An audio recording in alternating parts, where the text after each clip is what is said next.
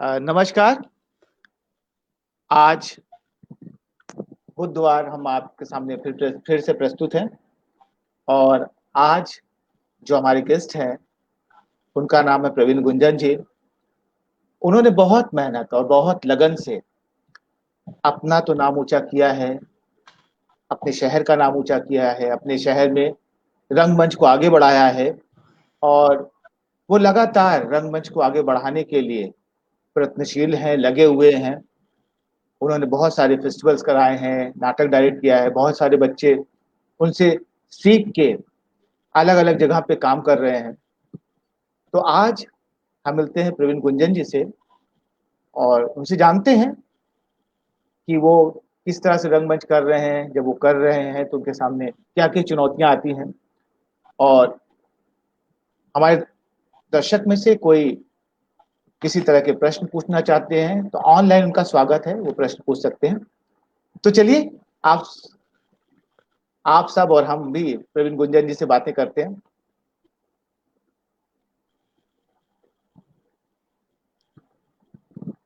प्रवीण जी नमस्कार। प्रवीण जी नमस्ते नमस्कार। नमस्ते। कैसे हैं आप? जी नमस्कार। कैसे बस हैं आप? अच्छा हूँ। अच्छा हूँ। हाँ। उम्मीद है आप भी अच्छे होंगे। जी जी। तो आज यहाँ से चर्चा शुरू करते हैं कि आपने बेगूसराय से नाटक शुरू किया। तो बेगूसराय में आप किस तरह से नाटक से जुड़े और उस समय की स्थितियां क्या थी जब आप जुड़े थे और नाटक आपने शुरू किया था? उस समय बेगूसराय में किस तरह के थिएटर होते थे? वहाँ की स्थितियां क्या थी? कौन कौन लोग थिएटर करते थे?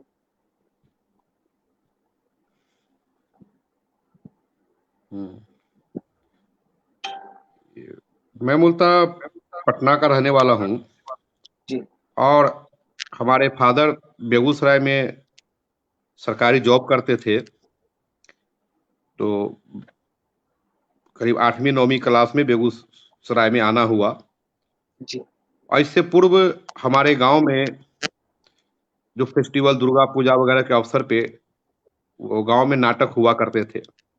पीछे से जी लोग प्रॉम्प्ट करते थे, आगे एक्टर बोलते थे और बड़े जुनून से गांव वाले लोग वो फेस्टिवल का इंतजार करते थे। तो मुझे याद है कि मैं बचपन में, जहां तक मेरी याद है, छोटा बच्चा था तब भी मैं उस पार्टिसिपेट किया करता था। लेकिन वो साल में होने वाले नाटक थे गांव में, जो त्योहारों के अवसर पे होते थे। जब पापा बेगूसराय आए तो बाजार घूमने के क्रम में, मार्केट जाने के क्रम में, जो बेगूसराय का मुख्य थिएटर हॉल है, दिनकर भवन, उधर से गुजर रहा था और वहां एक नाटक हो रहा था। अब मैं अंदर जाकर नाटक देखने की इच्छा व्यक्त की और मैं अंदर जाकर नाटक देखा। एक अच्छा लगा। ऑडियंस थी, बहुत लोग ताली बजा रहे थे। वो नाटक था, मनोरंजन मधुकर करके एक निर्देशक थे यहाँ, उनका नाटक कुत्ते था इकबाल मजीद का। जी और मुझे बड़ा अच्छा लगा। और जो मंच पे लोग, एक्टर लोग काम कर रहे थे, उनको देखकर वो बड़ा एक उनका फैन जैसा। अरे ये लोग मंच पे 5 लोग हैं, 6 लोग एक्टिंग कर रहे हैं, इतनी ऑडियंस इनको देख रही है और लोग एप्रिसिएट कर रहे हैं, तालियां बजा रहे हैं। तो उन एक्टरों के बारे में मंच पे जो नाटक कर रहे थे लोग, बहुत बड़ा इमेज था। और शायद वो इमेज मैंने फिल्मों से कंपेरिजन किया कि शायद फिल्म वाले भी ऐसे ही होंगे। उसका प्रभाव था। मैं उस ग्रुप में लगातार दौड़ने लगा, जाने लगा और इस तरह से लोगों से मिलना जुलना और थिएटर से जुड़ाव शुरू हो गया। हमें ये नहीं पता था कि थिएटर क्या होता है, कैसे होता है। बस अच्छा लग रहा था। सब कुछ भूल भाल के कभी इस ग्रुप में, कभी उस ग्रुप में घूम घूम के नाटक किया करता था। जी और बेगूसराय क्योंकि बहुत एक्टिव जगह है, जी ये थिएटर बहुत पुराना यहाँ एक मूवमेंट रहा है, एकता का मूवमेंट रहा है। जी और तो बेगूसराय का जो माहौल था, जो सांस्कृतिक माहौल था, कई ग्रुप यहाँ काम कर रहे थे, सबके लिए जी एक बड़ा आदर था, रिस्पेक्ट था कि ये लोग एक्टिंग करते हैं, मंच पे आते हैं, मंच पे गाते हैं, मंच पे लोगों को हंसाते हैं, रुलाते हैं। इनसे अच्छा कौन होगा? जी। ये दुनिया के सबसे अच्छे लोग हैं जो कम से कम कुछ लोगों को एड्रेस कर पाते हैं, लोगों से जुड़ पाते हैं, अपनी बात को कह पाते हैं। तो वो आकर्षण मेरे अंदर बैठ रहा था और मैं नाटक से जुड़ता चला गया। ये 94 93 के आसपास की घटना होगी। तो हम जो गांव में नाटक देखा करते थे त्योहारों के अवसर पे, फेस्टिवल के अवसर पे, और बाद में जो हमने शहर में नाटक देखा, दोनों में बहुत अंतर थे। संवाद लोग खुद याद करते थे। गांव में लड़कियों का रोल लड़के करते थे, यहाँ लड़कियां खुद कर रही थी। तो एक तरह से बहुत बड़ा बदलाव था। अब मुझे पता ही नहीं चला कब मैं इसके पीछे जुड़ गया, पागल हो गया। लगातार थिएटर के अलावा कुछ नहीं कर पा रहा था। मैट्रिक पास ही किया था, पढ़ाई भी करना था, लेकिन सब भूल भाल के ज्यादा समय हमारा थिएटर को जा रहा था। और बेगूसराय की एक एक जो इंटेलेक्चुअल भूमि थी, जो एक एक कला संस्कृति का एक जो माहौल था, उस माहौल ने भी बांधे रखा, बनाए रखा, जोड़े रखा। और इस जी। तरह करता रहा थिएटर लगातार कंटिन्यू जारी रहा। एक बड़ा मूवमेंट आता है करीब 10 साल के आसपास थिएटर करने के बाद। मुझे शुरू से अभिनय में रुचि नहीं था, क्योंकि मेरी थोड़ी सी टेक्निकल जो टंग था, स्पीच मेरी अच्छी नहीं थी, मैं तुतराता था बचपन से। तो मुझे लगा कि एक अभिनेता के लिए उसकी स्पीच का होना, उसकी आवाज का होना बहुत जरूरी है। और मेरे पास टेक्निकल प्रॉब्लम थे कि मैं चाहकर भी अपनी तुतराहट या जो टेक्निकल प्रॉब्लम से मैं दूर नहीं कर पा रहा था। तो मुझे लगा कि मैं बैक स्टेज का काम करूं। और मैं शुरुआती 2-3 साल बाद ही नाटक के बैक स्टेज से जुड़ गया लगातार। और मैं पहला नाटक मैंने डायरेक्ट किया रामेश्वर प्रेम जी का कैंप। ओके। और अब मैं समझ पाता, शायद उस समय उतनी समझ न रही हो, लेकिन क्योंकि मैं एक्टर अच्छा बन नहीं सकता था, मुझे ऐसा लगता था, क्योंकि मेरी स्पीच अच्छी नहीं थी। तो मैंने बैक स्टेज को फोकस किया और थिएटर को पढ़ना शुरू किया। और खूब नाटक किए, जम के डायरेक्शन किए, छोटे छोटे नाटक, बड़े बड़े नाटक। और 10 साल तक थिएटर, 10 साल बाद एक बड़ा घटना घटती है कि संगीत नाटक अकादमी नई दिल्ली एक एडवर्टाइजमेंट निकालती है कि पटना में 30 दिनों का आवासीय रेसिडेंशियल एक थिएटर वर्कशॉप होना है, जिसमें आपके रहने खाने की। तो हम लोग बात करते हैं, तो लोग थोड़ा पुराने लोग जो है वो हतोत्साहित करते हैं कि अभी उस वर्कशॉप में सिलेक्शन होगा, बहुत सारे चुनिंदे लोग ही जाएंगे, वो भी पटना का ज्यादा बोलबाला रहता है, सतीश जी बहुत कड़े निर्देशक हैं। मैंने ये सब भूल के मैंने अप्लाई किया और हमारा वहाँ सिलेक्शन हुआ।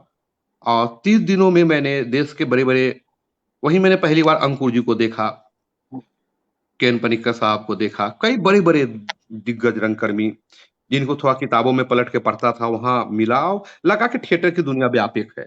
ट्रेनिंग वगैरह से कोई वास्ता नहीं था, बस थिएटर किए जा रहा था। वो संगीत अकादमी का 30 दिन का वर्कशॉप कई मायने में हमें, हमारे अंदर हमारी जो सोचने समझने की और देखने की जो दृष्टि थी उसको बहुत बदला। और ऐसा लगा कि शायद थिएटर हमारा करियर हो सकता है, थिएटर में हम आगे कुछ कर सकते हैं।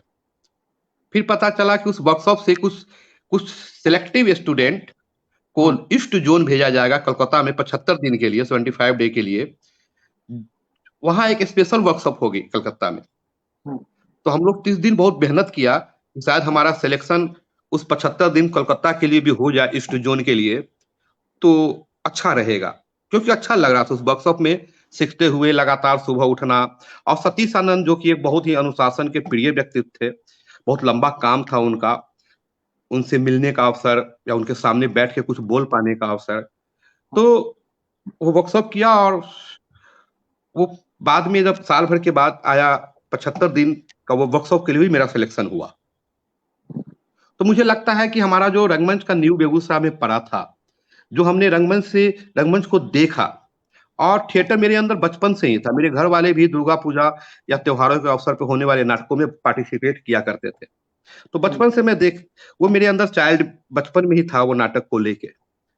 जब मैं कलकत्ता पहुंचा 75 दिन के लिए, और उड़ीसा, झारखंड, कलकत्ता कई मित्रों से मिला और एक अलग एक आत्मविश्वास आया। वहाँ अभी अब मैं उनको जानता हूँ, उस समय शायद मैं जान ही नहीं पा रहा था ये लोग इतने बड़े दिग्गज लोग हैं। आज मैं जानता हूँ, क्या वो के एन पनिक्कर साहब हों, वहाँ वर्कशॉप में आए थे, तापस दा थे, रुद्र प्रसाद सेनगुप्ता, रतन थियम, कीर्ति जैन मैम से भी वहीं पहली बार मुलाकात हुई थी, महेश आनंद।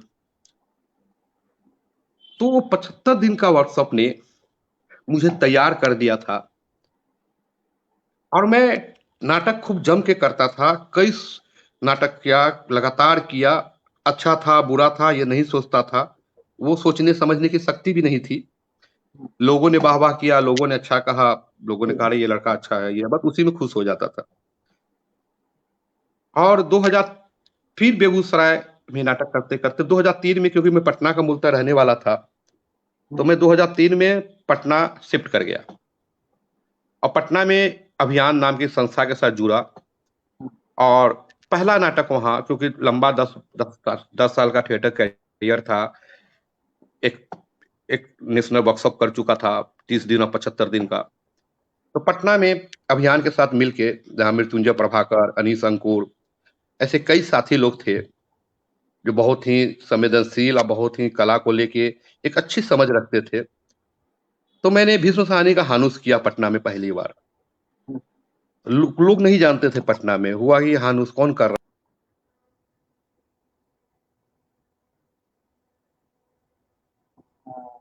शायद इंटरनेट की कुछ दिक्कत हुई है, जिसकी वजह से प्रवीण जी अभी हमारे बीच से उनका लिंक कट गया है। तो थोड़ा सा इंतजार कीजिए, वो ज्वाइन कर लेंगे हमें। हाँ,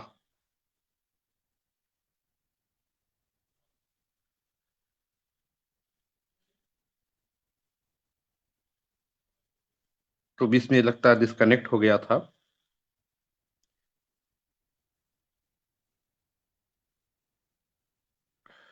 हेलो।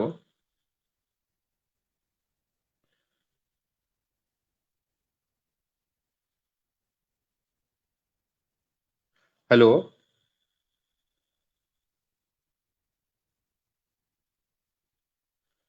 हेलो।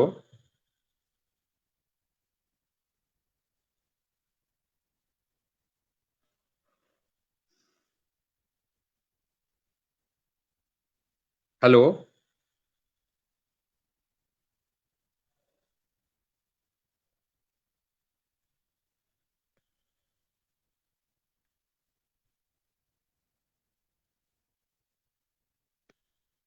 हेलो। सुनाई जा रही है? पता नहीं क्या प्रॉब्लम हो रहा है। हेलो।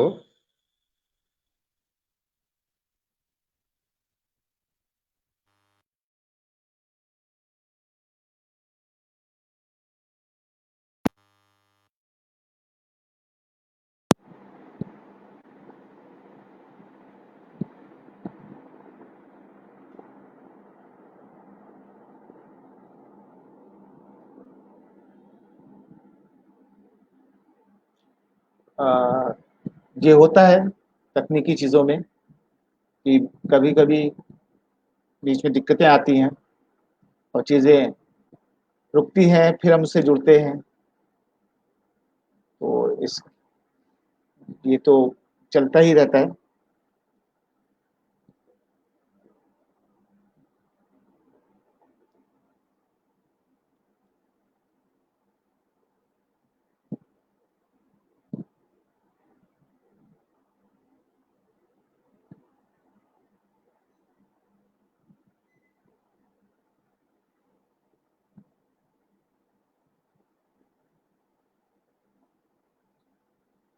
हेलो हाँ सर। हाँ भाई, आवाज़ आ रही थी आपकी। ठीक आ रही थी ना सर? हाँ, लेकिन सिग्नल की दिक्कत आपका है। रिस्पॉन्स नहीं आ रहा था ना, इसलिए मैं थोड़ा नहीं नहीं जा रही है नहीं, क्या, मैं बोल रहा था भाई। लेकिन आ नहीं रहा था। ओके, ओके, फिर आता हूँ।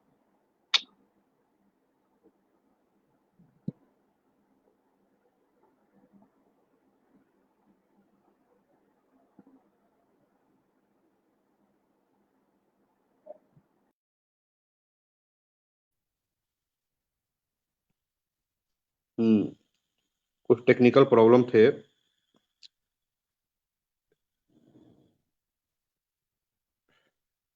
शायद मेरी आवाज आ रही होगी। तो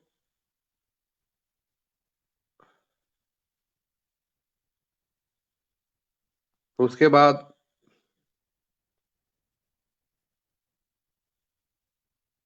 पटना में थिएटर कर रहा था।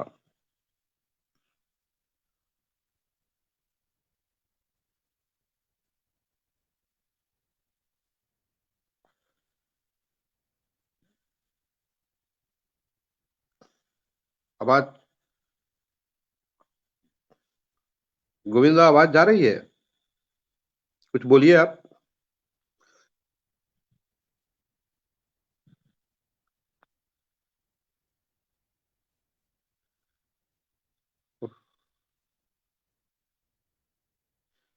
पता नहीं, मैं भी सुनाई दे रहा हूं या नहीं। यहाँ पे कुछ कमेंट वगैरह भी नहीं दिखाई देता। हमारे होस्ट का भी कोई रिस्पांस नहीं आ रहा है। शायद अब आएगा।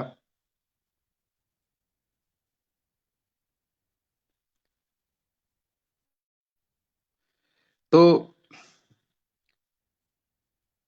ये गांव प्रवीण की से आवाज शुरू आ रही हुआ। है? But hello. हाँ, नहीं, आप सुनाई पड़ रहे हैं। हाँ, हाँ, हाँ आ हाँ, रही है। आ रही है। चलिए। हाँ, तो उसको मैं कंटिन्यू करता हूँ। जी तो जी जी जी पटना में मैंने पहला नाटक हानुस किया। जी। पटना कॉलेज पट अभियान के साथ मिलकर। कड़ाके की ठंड थी और वो नाटक लोगों ने काफी पसंद किया। उसके बाद पटना में लगातार हम लोग काम करते रहे, नुक्कड़ों पे, मंच पे, और अलग अलग संस्थाओं के नाटकों में भी बैक स्टेज में जाके हेल्प करना, सहयोग करना। एक अच्छी थिएटर का, एक रंगकर्म का जो टोली बोलते हैं, एक सर्कल बन गया था पटना में। पर कभी ये जीवन में ये नहीं था कि थिएटर कैरियर भी हो सकता है, थिएटर से हम अपना जीवन यापन कर सकते हैं। राष्ट्रीय नाट्य विद्यालय के बारे में जान चुका था। कई हमारे मित्र, कई सीनियर लोग उस समय राष्ट्रीय नाट्य विद्यालय जा रहे थे। तो जब मैं 30 साल का हुआ, आखिरी साल था, तो मुझे लगा कि जीवन में कभी ये ऐसा अफसोस न रहे कि मैंने भी बाकी लोगों की तरह राष्ट्रीय नाट्य विद्यालय का एग्जाम नहीं दिया। एक डर था। पहला एग्जाम जो होता है वो तो अभिनेता के तौर पे होता है राष्ट्रीय नाट्य विद्यालय का। वो संवाद याद करना पड़ता है, स्पीच करना होता है, एक्टिंग करके दिखाना होता है, गाकर नाच कर दिखाना होता है। लेकिन मुझे लगा कि थिएटर करना केवल क्या नाचना गाना या एक्टिंग करना ही थिएटर करना है। मैं तो थिएटर ही करता हूँ, ठीक है, बैक स्टेज करता हूँ, डायरेक्शन करता हूँ, लाइट करता हूँ। तो मैंने राष्ट्रीय नाट्य विद्यालय के लिए आवेदन किया। कई उतार चढ़ाव के बाद फाइनली राष्ट्रीय नाट्य विद्यालय में अध्ययन के लिए गया। और उसके बाद का थिएटर अब भी जारी है। राष्ट्रीय नाट्य विद्यालय करीब 13 से 14 साल थिएटर करके गया था। और हमेशा मुझे ये लगता था कि 14 साल 13 साल थिएटर करने के बाद हमें एक नेशनल इंस्टीट्यूट मिला है सीखने के लिए। और 13 साल उस इंस्टीट्यूट में जाने के लिए जिस जमीन ने हमें तैयार किया, वो बिहार की मिट्टी, वो बिहार के लोग, वो बिहार के हमारे दोस्त, रंगकर्मी साथी या बेगूसराय के साथी, जिन लोगों ने हमें वहां तक भेजने में उनकी, या उन और दर्शकों का प्यार, वो नाटक करने वाले मेरे साथ टीम मेंबर। तो मुझे लगा कि 14 साल 13 साल करने के बाद राष्ट्रीय नाट्य विद्यालय गया, तो कम से कम राष्ट्रीय नाट्य विद्यालय के बाद भी कम से कम 14 साल थिएटर करना तो अपनी जमीन पे, बेगूसराय, बिहार, पटना गांव बनता है। और ये मेरे अंदर शुरू से था कि मैं थिएटर करूंगा, कर ही रहा हूं, या कहूं तो मैं थिएटर कर ही नहीं रहा हूं, थिएटर को जीता भी हूं। कई बार रंगमंच को करते हुए रंगमंच ने हमें जो वो ताकत दी, हमें जो वो पावर दिया, जो हमें आजादी दी, और सबसे बड़ा जो हमें लोगों से जोड़ता है, लोगों के सुख दर्द, उनकी भावनाओं को समझने की शक्ति जो हमें मिलती है, उन्हीं के समस्याओं को लेके या उन्हीं के बीच रहकर उनके सवालों को जो हम उठाते हैं, वो जो मजा है, जो आनंद है, जो रचनात्मक सुख है, अपने लोगों के बीच रहकर कुछ कह पाने का, कुछ कर दिखाने का, कुछ रचने का, वो आनंद ही सबसे, मुझे लगता है कि मेरे लिए सबसे बड़ा पावर है, शक्ति है। और एक बात मुझे उसी का ध्यान उस में आ रही मैजिक है या जादू कहो। कि आपके घर में आपको कितना सपोर्ट मिला जब आपने थिएटर शुरू किया? आपके घर से आपको कितना सपोर्ट मिला? मतलब कभी उन्होंने नहीं कहा कि मतलब आप पढ़ाई कीजिए, आप थिएटर कहाँ कर रहे हैं, थिएटर क्यों कर रहे हैं? ऐसी दिक्कतें आपको नहीं आई सामने कभी पेश? थोड़ा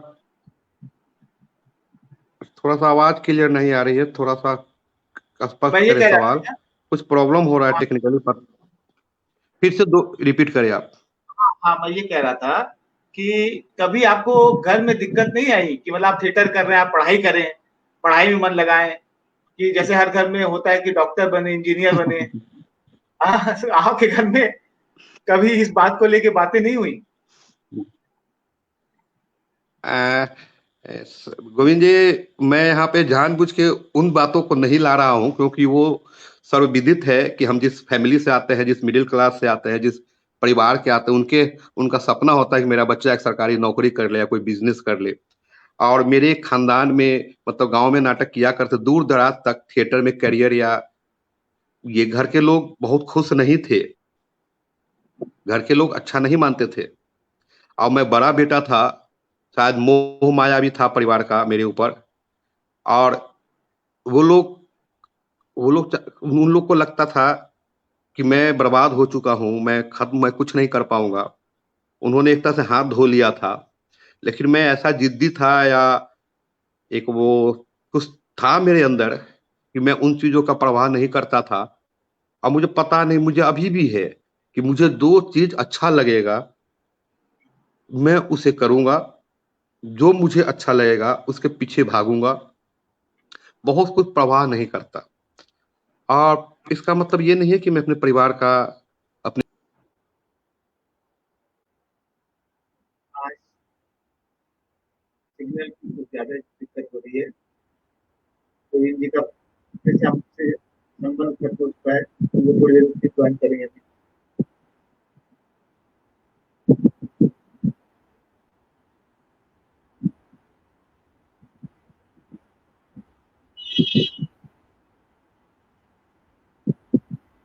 थिएटर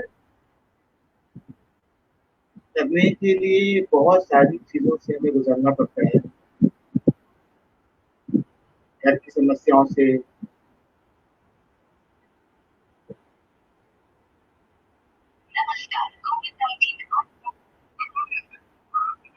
सिग्नल की वजह से हो रहा है। मैं लाइव हूँ, मैं लाइव आ रहा हूँ।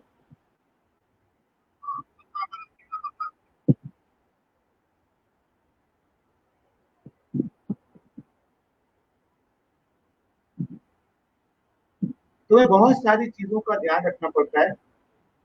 ऐसा नहीं कि थिएटर चूज कर लिया तो हम लगातार थिएटर करते रहे। कभी घर की दिक्कतें होती हैं, कभी परिवार में ही होता है कि थिएटर क्यों करना है, आप पढ़ाई लिखाई में ध्यान क्यों नहीं लगाते। और ऐसा नहीं है कि मतलब जो थिएटर करते हो पढ़ते नहीं। मुझे अच्छे से याद है कि मैंने शायद ही कभी इतनी पढ़ाई की होगी जितना मैंने थिएटर में आके की। नाटक पढ़ना पड़ता है, नाटक को जानने के लिए उसके अंदर जो विषय है और जो बातें हैं उनको जानने के लिए हमें और भी बहुत सारी किताबों से अपना परिचय करना पड़ता है। तो यही बात मैं प्रवीण जी से पूछ रहा था कि मतलब कि घर में दिक्कतें होती हैं, और ऐसा भी नहीं कि थिएटर मतलब थिएटर में आदमी बनता नहीं। थिएटर में बहुत सारी चीजें, थिएटर में भी लोग बनते हैं। एक तो जी, अब आवाज आ रही है? अब सही हुई है। जी, जी।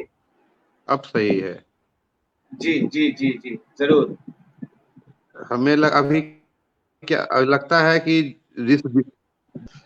मुझे लगा कि वो साथ देगा, उसने साथ नहीं दिया, तो मैंने अभी सिम को तब्दील किया एयरटेल में। नहीं, ज़रूरी एयरटेल। तो कभी-कभी क्या होता है कि तो जियो ने, और सबसे बड़ा क्या हो रहा था ना कि ये जो बोलने का लय टूट रहा था या बार-बार वो अंदर से डिस्टर्ब भी हो रहा था। हाँ, अभी जाके अब सही आ रहा है, अब कुछ ठीक है। आवाज नहीं, सब सही हो गई। हाँ, क्योंकि एयरटेल हर जगह सही चलता है। ये एक तरह से हाँ, एयरटेल का गोविंदा, प्रमोशन हो गया। जो हुआ इसको हम लोग फिर से, हाँ प्रमोशन होना चाहिए, जो साथ दे उसका प्रमोशन होना चाहिए। बिल्कुल, बिल्कुल, बिल्कुल। जीवन में भी जो साथ दे उसका नाम होना चाहिए।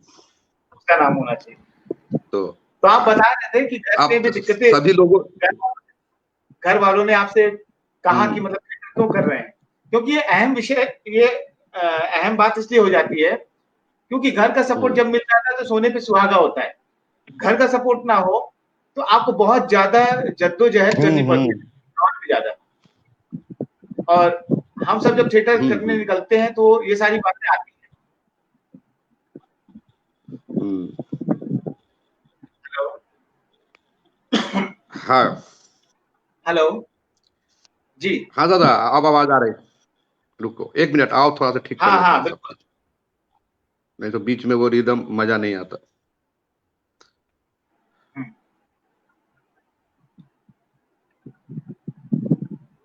तो प्रवीण जी ने मतलब बहुत मेहनत और लगन के साथ अपने शहर में लगातार करते रहते हैं थिएटर। उन्होंने हर साल एक आप ठीक, फेस्टिवल आज। अब फ्री है हम लोग अच्छे से। सॉरी, दर्शकों को भी असुविधा हो रही होगी, सुनने वाले को। जी, जी, जी। और हम हम्म, गोविंदा जी, फ्रेश मूड बताएँ। से अच्छे से शुरू करते हैं फिर से। हाँ, ठीक है। हाँ। अब सवाल आप करते जाए, हम लोग बात करते हैं अब। हाँ, हाँ, मैं सवाल करता रहूँगा बीच में, मेरे सवाल हैं। तो अभी तो ये था कि मतलब आपको घर से कितना सपोर्ट मिला और कैसे सपोर्ट मिला, किस तरह से सपोर्ट मिला? मतलब कब सपोर्ट मिलना शुरू हो गया? किस जगह पे आपको घर सपोर्ट वाले, मिलने लगा? हम्म, एक चीज तो था कि घर वाले खुल के सपोर्ट में नहीं थे, हुँ। लेकिन खुद खुल के मेरे सपनों को मारने में भी नहीं थे। हाँ, ये तो फिफ्टी बिल्कुल है। फिफ्टी का वो हिस्सा था। हाँ। हाँ, वो माँ को लगता, दिक्कत क्या थी कि उन लोगों को समझ नहीं था। वो लोग जानते नहीं थे थिएटर को, या ऐसा भी थिएटर में कोई करियर हो सकता। उन्हें वो नाटकों का इमेज, वो गांव वाले नाटक जो 15 अगस्त या 26 जनवरी को या साल में एक बार होता है वो था, या वो हमारे यहाँ सोनपुर थिएटर होता है, थिएटर को उससे वो जोड़ लेते हैं। तो उनकी भी गलती नहीं थी, क्योंकि हर गार्जियन सोचता है कि उनके उनके बच्चों का भविष्य हो, करियर हो, जीवन में वो खुशी रहे, सुखी रहे। लेकिन थिएटर हुँ, में ऐसा तो समाज में है नहीं। आज भी आप जाओ और किसी गार्जियन को बोलो कि मैं आपके बच्चों को अपने साथ काम करवाना चाहता हूँ, तो क्या करवाना है आपको? तो वो नाटक करवाना चाहता हूँ, उनका देखिए हुँ। मूड उतर जाएगा, है ना? जी। क्योंकि हमारी सोसाइटी में एक्सेप्टेशन नहीं है, हमारे आसपास के लोग जानते नहीं हैं। और कभी बोल दिया जाए कि थिएटर से हम लोग कुछ नहीं, एक एक क्लर्क भी एक रिस्पेक्टेड वर्क है, लेकिन उनका एक पेमेंट का जो पैमाना है, थोड़ा बहुत हम कमा लेते हैं, ये करते हैं, तो उन्हें लगता है कि नाटक करके कोई कमा सकता है क्या, हुँ, है ना? तो आसपास लोग पैसों को भी फिल्मों से जोड़ते हैं कि फिल्मों में पैसे बहुत हुँ। है ना? थिएटर थिएटर नाटक में नहीं है, तो ये, लेकिन इन सब ने हमारे जिद को, हमारे वो रंगमंच को चाहने की जो इच्छा थी, इतना उन लोगों ने डिस्टर्ब नहीं किया कि मेरी इच्छा खत्म हो जाए या मैं थिएटर से मोड़ लूं।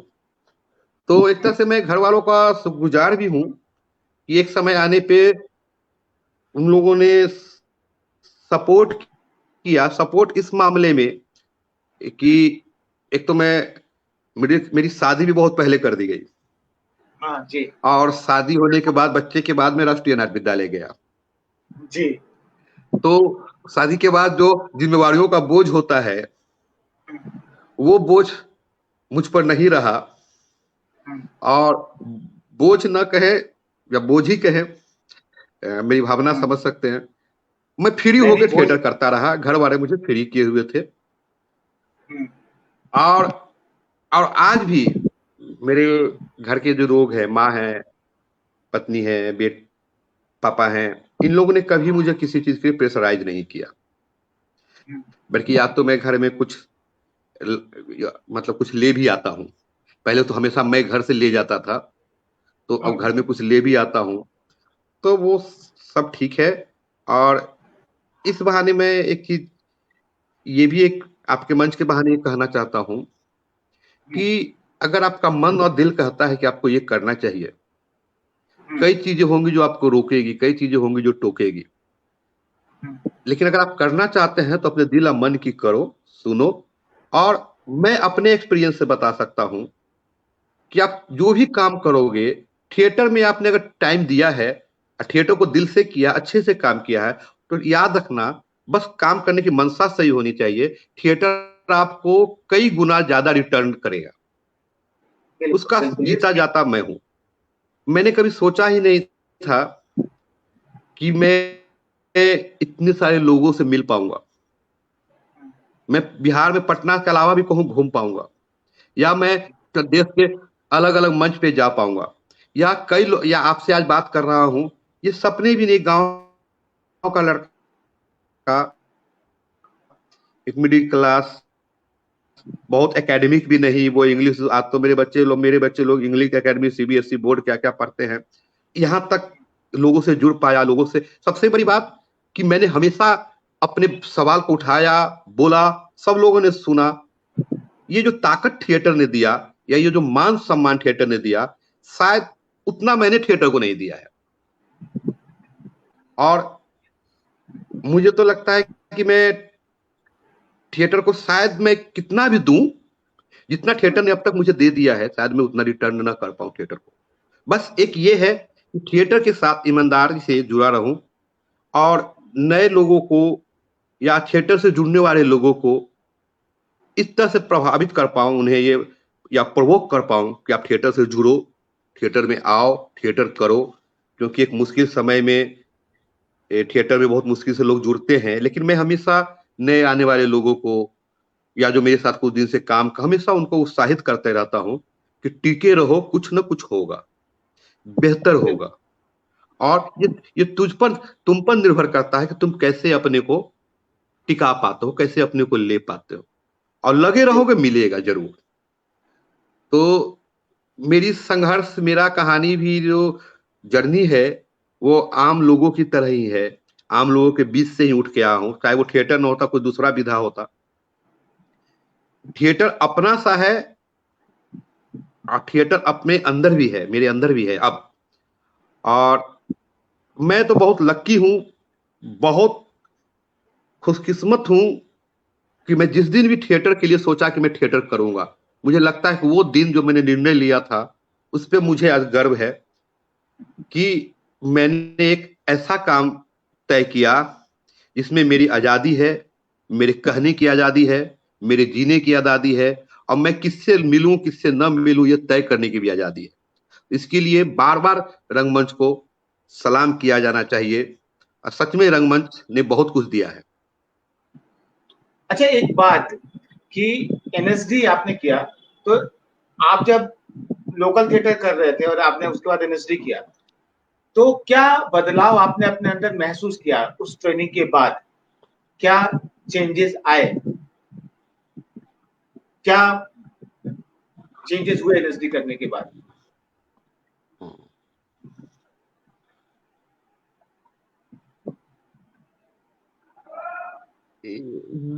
इसको थोड़ा सा मैं दो स्तर से बात करना चाहूंगा। जी जी जरूर। राष्ट्रीय नाट्य विद्यालय जाने के बाद भी, राष्ट्रीय नाट्य विद्यालय जाने के पहले भी मेरा थिएटर में लंबा समय काम कर रहा था। बिल्कुल लोग बिल्कुल। मुझे जानते थे कि मैं थिएटर करता हूँ, थोड़ा बहुत अपने काम के बल पे स्टेबल कर चुका था। जी। और थिएटर को देखने समझने का, या जो मैं छोटे वर्कशॉप या ईस्ट जोन संगीत अकादमी का जो वर्कशॉप वगैरह से जो ज्ञान हासिल हुआ, और जो लगातार एक तरह के लोग काम देखता रहा, बहुत ज्यादा मैंने काम नहीं देखा था, तो अपना तरह से एक 10-12 साल जो काम करने का तरीका था, उसने एक जिद पकड़ ली थी कि थिएटर ऐसा ही होता है, थिएटर ऐसे ही हो सकता है, यही ब्लॉकिंग होगा, ये मॉडल सेट होगा, ये होगा। राष्ट्रीय नाट्य विद्यालय ने उस जिद को तोड़ा। जो मैंने सोचा था कि ऐसा ही थिएटर होना चाहिए, थिएटर का मतलब यही है, उसको तोड़ा और एक व्यापक नजरिया दिया। रंगमंच, हम ये पढ़ते थे नाट्यशास्त्र की ऑडियो वीडियो है, दृश्य और श्रव्य माध्यम है, हाँ, लेकिन राष्ट्रीय नाट्य विद्यालय में जाकर सच में थिएटर की जो वो दुनिया थी, जो व्यापकता थी, या जो रेंज है थिएटर की, रंगमंच की, उसको समझने का और पढ़ते समय ये महसूस होता रहा कि मैं शायद जो करना चाह रहा था या जो मैं करता आया था, वो तय कर पा रहा था मैं कि शायद ये बेहतर है, और जो राष्ट्रीय ये लोग बता रहे हैं ये बेहतर है। और क्योंकि एक राष्ट्रीय नाट्य विद्यालय एक ऐसे सेंटर में है, मंडी हाउस, जहां पे कई सारे ऑडिटोरियम है और रोज कुछ ना कुछ कार्यक्रम, बड़े बड़े फेस्टिवल्स होते रहते हैं, उन सबको भी देखकर एक जो हमारा भी जो एक स्टूडेंट, हमारा जो एक व्यापकता मिली हमें, और जो हमारा एक बेस था थिएटर का, उन दोनों ने मिलकर कमाल रचा। मुझे ये मालूम था कि राष्ट्रीय नाट्य विद्यालय में जो मैं सीखा हूं, वो मुझे बेगूसराय में बहुत सारे टेक्निकल चीज नहीं मिलेंगे, लेकिन बेगूसराय का जो व्यापक जो मेरा बेस है, जो मेरा रंगमंच का पूर्व का बेस है, और राष्ट्रीय नाट्य विद्यालय की जो ट्रेनिंग है, दोनों को मिलाकर हम वहां खड़ा हो सकते हैं। ठीक है, कुछ तकनीकी सुविधाएं हमें नहीं मिलेंगी, हमें वो घुमाने वाला डिमर की आदत थी, ऑटो डिमर की आदत थी। राष्ट्रीय नाट्य विद्यालय एवो लाइट, वो इतना बड़ा चैनल प्रोग्रामिंग, वो सीडी डालना, ये सब कहां से मिलता बेगूसराय में। और नाटक तो हम लोग सोचते थे कि 10 लाइट 12 लाइट मिल गए, बहुत हो गए, और राष्ट्रीय नाट्य विद्यालय में जाके 250 लाइट खुद टांगना, देखना, इधर से उधर गिरना, या किरण दा के साथ जो वो स्ट्रगल, या क्लास में जो स्ट्रगल था, या आप लोग को भी रिपेटिव में आप लोग जब लाइट टांगते देखता था, तो वो जो प्रक्रिया थी, वो सब तो बेगूसराय नहीं मिलना था। लेकिन बेगूसराय या मतलब के पहले का जो रंगमंच है, उसने थिएटर को समझने और जो दर्शक लोगों को समझने का समय दिया था, उसको समझाया। और राष्ट्रीय नाट्य विद्यालय ने शिक्षण इतना सिखाया, उस बेस को लेकर नई रंग भाषा, नए तरह के नाटक, जहां विजुअल भी है, अभिनेता भी है, गाय, म्यूजिक, संगीत भी है। अब हम लोगों ने फोक गाने सुने थे बिहार में, संजय जी का गाना सुनता था। राष्ट्रीय नाट्य विद्यालय में आपका सनगावकर जी का क्लास हुआ म्यूजिक का, शुरू में समझने की कोशिश करता रहा, तो वो जो इंटेलेक्ट लेवल पर जो चेंजिंग लाया गया, जो हमारे सोच में जो चेंजिंग लाया गया, या जो हमें दिखाने गया, तो हमें लगता है कि राष्ट्रीय नाट्य विद्यालय ने हमें, हम खड़ा थे, हमें चलना सिखाया, खड़ा थे, हम चलना सिखाया, हम खड़े थे, इसलिए आज भी चल पा रहे, थिएटर से जुड़े हुए हैं। और नहीं तो आपको कभी मन नहीं हुआ ट्रेनिंग के बाद कि मैं बॉम्बे चला जाऊं, वहां जाके मैं एज ए निर्देशक अपने आप को स्टैब्लिश करूं? ये मन कभी नहीं हुआ आपका? कभी नहीं, सच में कभी नहीं हुआ। या कहिए मेरे अंदर कमजोरी हो या इनसिक्योरिटी हो, लेकिन ये जिद था कि मैं थिएटर ही करूंगा। ये जब मैं पहला एग्जाम कलकत्ता सेंटर में प्री से पहला फर्स्ट एग्जाम जो एनएसडी का होता है, जो मैं देने गया था, उस समय से लेके आज तक ये क्लियर था कि मुझे थिएटर ही करना है। और राष्ट्रीय नाट्य विद्यालय के दौरान मैं, क्योंकि एमेचर थिएटर करना मतलब हिंदी रंगमंच पे खासकर थिएटर करने का मतलब आपको मैनेजमेंट का भी गुण होना चाहिए। आपको एक डायरेक्टर मतलब केवल क्रिएटिव नहीं हो सकता, वो एक मैनेजर भी है, क्योंकि हमारे यहाँ तो प्रबंधन, राष्ट्रीय नाट्य विद्यालय रंगमंडल का प्रबंधन टीम नहीं है। तो मैंने एक डायरेक्टर के साथ साथ मैनेजमेंट को भी वो मैनेजर गिरी जो बोलते हैं, क्लर्क गिरी जो बोलते हैं, उस पर भी महारत हासिल की साथ साथ। अब वो इसलिए की कि मुझे मालूम था कि बेगूसराय में सुविधाएं नहीं है, तो उन सुविधाओं को मुझे आवश्यकता है। अब सुविधाओं की मुझे, ठीक है, 50 प्रोफाइल नहीं 10 प्रोफाइल लाइट चाहिए, मुझे ये सब सुविधाएं चाहिए। मुझे वो ठीक है 15 चैनल का है, 14 चैनल का है, मुझे डीएमएक्स चाहिए। तो अब मैंने आज आप बेगूसराय आ भी चुके हैं, देखा है, मैंने वो धीरे धीरे उपलब्ध किया बेगूसराय में।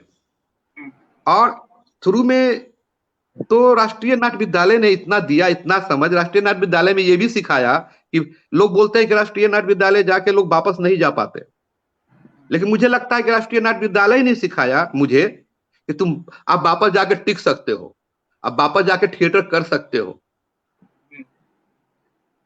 तो मतलब हाँ, ये बहुत इंपॉर्टेंट बात है कि आप ट्रेनिंग के बाद अपने शहर गए, अपने शहर में आपने काम शुरू किया। तो ट्रेनिंग ने आपकी क्या क्या कैसे कैसे मदद की, मतलब अपने शहर में काम करने में, जो क्योंकि आप पहले भी वहां पर करके गए थे और ट्रेनिंग के बाद फिर से आप दोबारा शुरुआत कर रहे थे, तो अब क्या बदलाव था जो जो आपने दोबारा शुरू किया तब? 2-3 चीज जो लोग नहीं बोलते हैं मैं बोल रहा हूं जी। एक तो पहले एक्सेप्टेशन नहीं था लोगों के बीच, ये बेसिक है ट्रेनिंग का सीखने सिखाने के बाद। पहले लोग नहीं मानते थे, 3 साल आने के बाद लोगों ने थोड़ा मानना शुरू किया जी। पहले मतलब तरो गुंजन भी एक नाटक करता है जी। राष्ट्रीय नाट्य विद्यालय ने एक काम किया कि मुझे अपने शहर में वो इज्जत और प्रतिष्ठा दे दिया कि मैं थिएटर वाला हूं। जी। और पहले मैं इस दिल से साफ साफ पहले के नाटकों में ना, मैं अब लगता है कि पहले नाटक करता तो मैं अपने आधे नाटक के बाद मैं भी बोर होने लगता था अपने ही नाटकों में। लेकिन राष्ट्रीय नाट्य विद्यालय के बाद ये मुझे पता चला कि नाटक आरंभ से अंत तक कैसे वो बनाए रखना है, वो क्या मिर्च मसाला डालना है, कैसे सब्जेक्ट के साथ खेलना है, कैसे अभिनेताओं के साथ उसको लेकर चलना है, वो ट्रेनिंग का जो मेन मकसद था। क्योंकि हम नाटक को मेकिंग करना सीख रहे थे, तो वो मेकिंग करने के तरीके राष्ट्रीय नाट्य विद्यालय ने सिखा दिया था। अब वापस आकर एक कॉन्फिडेंस आया मेरे अंदर कि मैं 2 घंटे का नाटक बिना आंख झपकाए लोगों को दिखा सकता हूं। नाटक का जो एक गति है, नाटक कथा जो हम कहना चाहते हैं उसमें मैं क्या इंटरप्रेट कर सकता हूं, 200 साल पहले लिखी रचनाओं को आज कैसे देख सकता हूं, उसको आज अपने हम राजनीतिक, आर्थिक और जो अभी समय है उसमें कैसे मैं कोई भी नाटक, मुझे लगता है ये राष्ट्रीय नाट्य विद्यालय ने सिखाया कि कोई भी नाटक वही नाटक जिंदा है जो समय के साथ होगा, जो समय के बारे में सवाल करेगा। पहले नाटक करना केवल नाटक करना मकसद होता था। तो राष्ट्रीय नाट्य विद्यालय ने सब्जेक्ट को तो समझना सिखाया ही, उसको रीइंटरप्रेट करना सिखाया।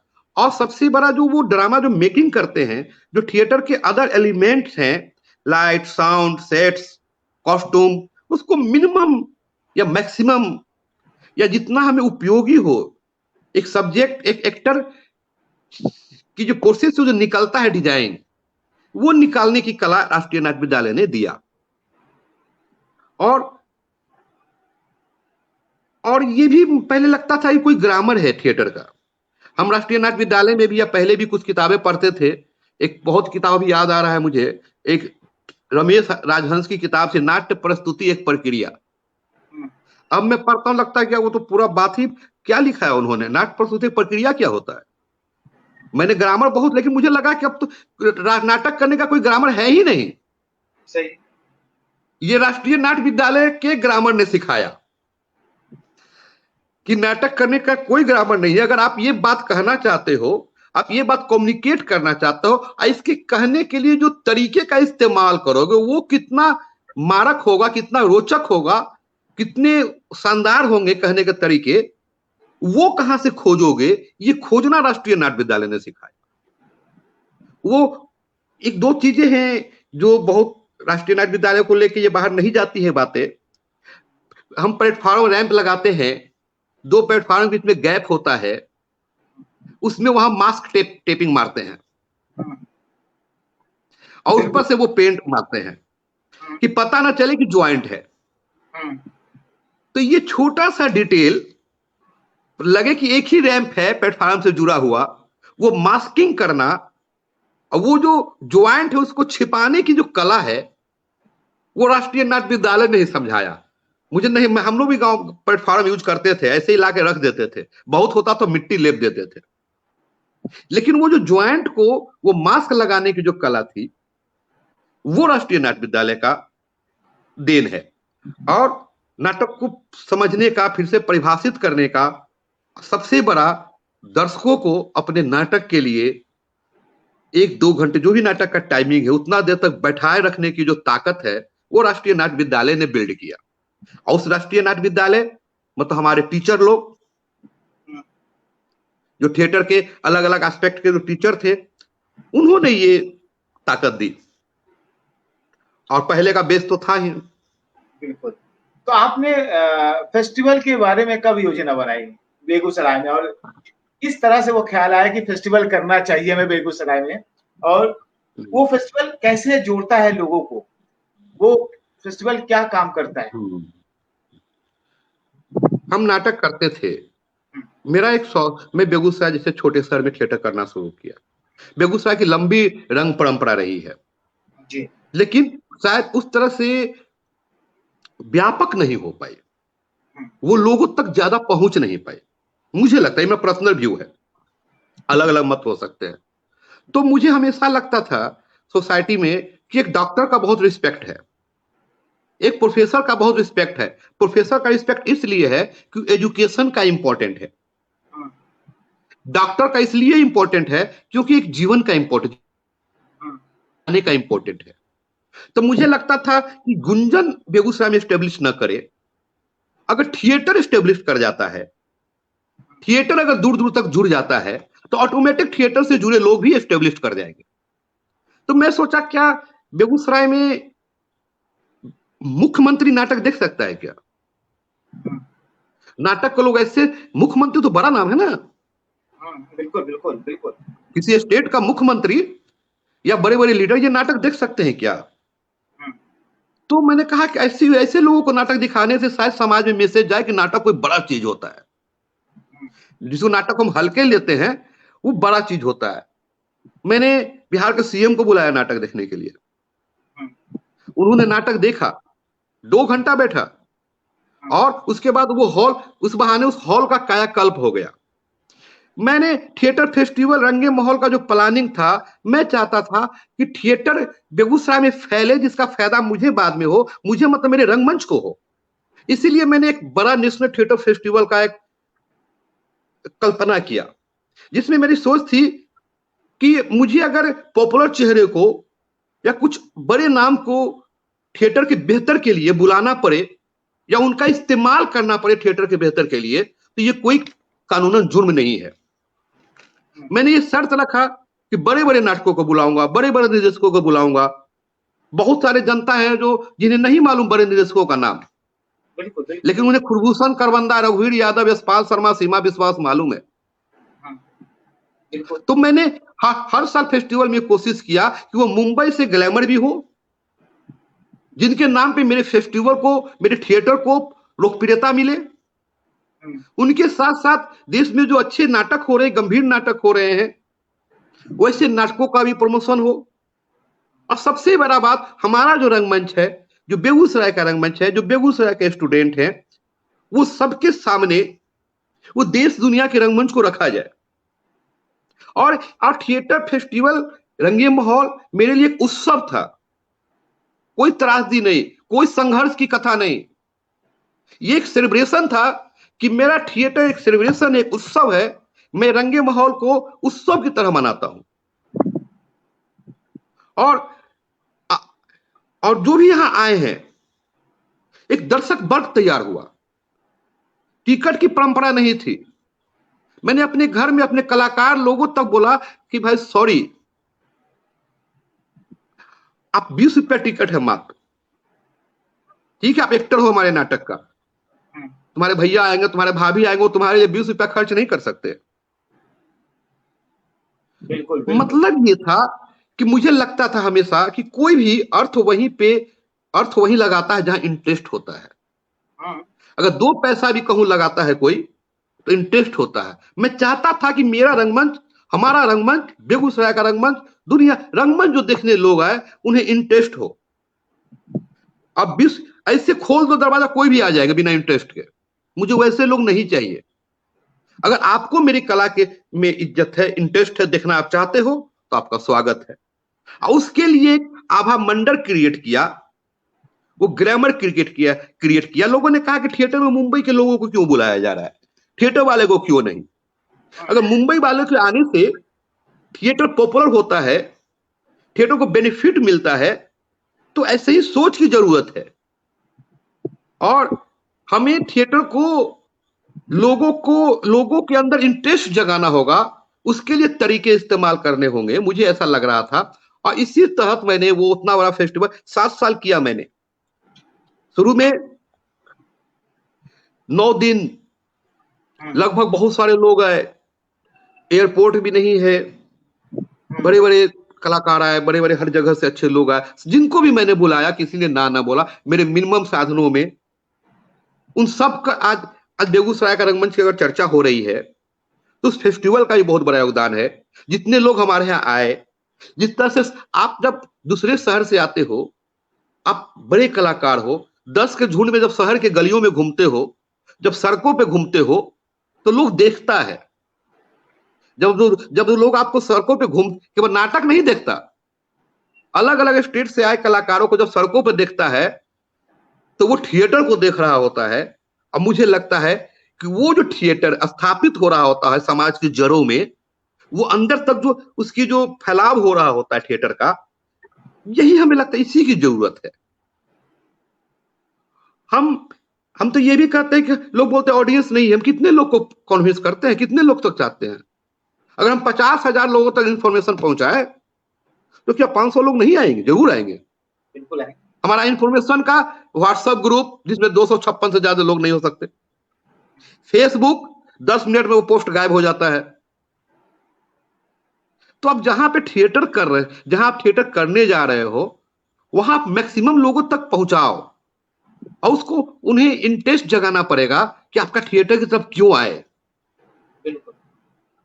वो लाल पीला हरा दिखाना पड़ेगा। और एक बार उनके अंदर इंटरेस्ट जाग गया, तो वो फिर थिएटर के लिए दर्शक बन जाएंगे। लेकिन जिम्मेवारी यहां नहीं खत्म होती है। हमारी ये कोशिश होती है, यही कोशिश और दूसरे लोगों की भी होनी चाहिए। हम आप कोशिश करके एक माहौल बनाते हैं, फिर वो दूसरे लोग आकर उसको ब्रेक कर देते हैं। तो वो कंटिन्यू, लोग बोलते हैं कि एक एसोसिएशन होना चाहिए, ये होना चाहिए, ग्रुप होना चाहिए, थिएटर पे एक समूह होना चाहिए। मैं कहता हूं कि समूह की आवश्यकता नहीं है। आप सब प्रण ले लो कि हमें अच्छा काम करना है, हमें लोगों तक पहुंचना है, और लोगों को उसमें इंटरेस्ट जगाना होगा। ये कोशिश नहीं हुआ है हमारे यहाँ। क्या कारण है कि एक क्वेश्चन और है कि यहीं पे कि इतने सालों से, इतने लंबे समय से थिएटर चलता आ रहा है, तो बेगूसराय या उत्तर प्रदेश की बात करें, एमपी की बात करें, थिएटर कमर्शियल क्यों नहीं हो पाया अब तक? क्योंकि आज एक समस्या है कि लोग कहते हैं ना कि थिएटर में लोग आते हैं, उस पर कुछ समय करते हैं, फिर फिल्मों में चले जाते हैं। अगर लोगों को रोजी रोटी नहीं मिल पाएगी, तो लोग तो जाएंगे ना फिल्मों की तरफ। तो थिएटर में ऐसा क्या होना चाहिए कि लोग थिएटर से जुड़े? जैसे कि आप जुड़े, आप सिर्फ थिएटर कर रहे हो, आप ट्रेनिंग लेने के बाद भी अपने शहर में जाके, ऐसी मुझे नहीं लगता कि ऐसी कोई दिक्कत हुई कि आप कोई प्रॉब्लम है खाने कमाने में, आप आराम से जी रहे हैं। तो मतलब एक तरह से आप मिसाल है लोगों के लिए। ये बात होनी चाहिए कि लोग अपने अपने शहर में जाके कर सकते हैं। तो वो क्या करें कि और कमर्शियली बने ये चीजें? अच्छा, ये सवाल जब मैं राष्ट्रीय नाट्य विद्यालय गया था 2006 में, उस समय भी यही सवाल था। आज भी यही सवाल आ रही है। थर्ड ईयर के बाद ये सवाल होता है। हाँ, और शायद पहले भी ये, हाँ पहले भी होता आया। हाँ। अब दिक्कत है, जो पहले से लोग थे जो थिएटर ने जिन्हें अपना लीडर माना, जिन्हें थिएटर ने अपना भगवान माना, ये बोल रहा हूं मैं, वो भी यही सवाल करके, आप आज से 20 साल पहले का नटरंग उठा लो, यही सवाल 30 साल पहले, खास करके हिंदी रंगमंच का, सब लोगों ने हिंदी रंगमंच से ही पहचान बनाई, बहुत सारे लोगों ने। बिल्कुल बिल्कुल। या दूसरे भाषा के लोग भी हिंदी में ही आए, ठीक है, उसके बाद भी क्यों नहीं बन पाया? क्योंकि हम सवाल ही पूछते रह गए, किया कुछ नहीं, और फिर सवाल हमसे पूछा जा रहा है। तो जैसे मैंने रंगे माहौल में 7 दिनों में 75,000 का टिकट बेचा, काउंटर सेलिंग है ये, 20 रुपए का भी, कीमत 20 रुपया मात्र, उससे 75,000 का टिकट बेचा, ये सबको मालूम है। बिल्कुल। तो मैं अभी कोशिश कर रहा हूं, मैं उसी तरफ जा रहा हूं, और जो ये लंबे समय से सवाल कर रहे हैं, मेरा उनसे सवाल है कि उन्होंने क्यों नहीं अब तक किया, क्यों नहीं होने दिया? बड़े बड़े दिग्गज हुए, बड़े बड़े विजन वाले, बड़े बड़े नाटक वाले, सब सरकार पे सहायता के अनुसार, फोर्ड फाउंडेशन, सरकार के सोच के अनुसार, अपने बल पे हम तो अभी छोटा है, प्यारा सा बच्चा है, कर रहे हैं थिएटर, अभी शुरू किया है, जिन्होंने जीवन बिता दिया, वो उदाहरण क्यों नहीं बन पाया? केवल हिंदी रंगमंच, हिंदी क्षेत्र की कमजोरी नहीं है, हर क्षेत्र, हिंदुस्तान का कोई एरिया हो, महाराष्ट्र में हो सकता है कमर्शियल थिएटर, असम में मोबाइल थिएटर हो सकता है, बंगाल का थिएटर हो सकता है, हिंदी का इतना बड़ा क्षेत्र क्यों नहीं हुआ? क्योंकि हम अपने में लड़ते रहे, हम मैं ही महान हूं ये हमेशा बोलते रहे, एक दूसरे को नकारते रहे, ये बात हुई। हम सबका एक, आज भी गोविंद जी, आज भी आप कोशिश कीजिए कि एक मंच पे एक राय के लिए हिंदी वाले लोग एक हो जाए, नहीं होते, नहीं होते। ये हमें लगता है कि होना चाहिए, और सब लोग कोशिश करते, और ये मैं एकदम सुन के मैं अब पक गया है कि हमारे समय, मेरे यहां हाथी था, हमारा समय बहुत गोल्डन काल था, हमारा समय बहुत बढ़िया था। अरे बढ़िया था तो आज क्या हो गया? ये बात तो सही है कि अगर बढ़िया था तो आज क्यों नहीं बढ़िया है, और आज क्यों नहीं हो गया, आज लाइन क्यों नहीं लगती? तो मतलब क्यों नहीं लगती? कहीं से गिरावट आई, इसका मतलब अगर नहीं लगती तो गिरावट आई है। तो गिरावट क्यों? हमारे आने के बाद थोड़े लाइन लगना बंद हो गई, पहले से हो गई थी बंद, हमने तो शुरू किया। तो ये, और थिएटर उसी दिन सोसाइटी में मान्य होगा, सोसाइटी में एक्सेप्टेबल होगा, जिस दिन थिएटर अपने पैरों पे खड़ा होगा। जब तक रंगमंच अपने पैरों पे नहीं खड़ा होगा, सोसाइटी में भी उनको एक्सेप्ट नहीं होगा। हम बस अपने आप में स्पेसिफिक, हम थिएटर वाले इंटेलेक्चुअल यही बन के रह जाएंगे, सोसाइटी हमें नहीं मानती। वो तो है, हम सामाजिक जरूरत नहीं बन पाए। बड़े बड़े सेमिनार, बड़े बड़े मंच पे हम बड़ी बड़ी बातें बोलते हैं, उसके बावजूद हम सामाजिक जरूरत क्यों नहीं बन पाए?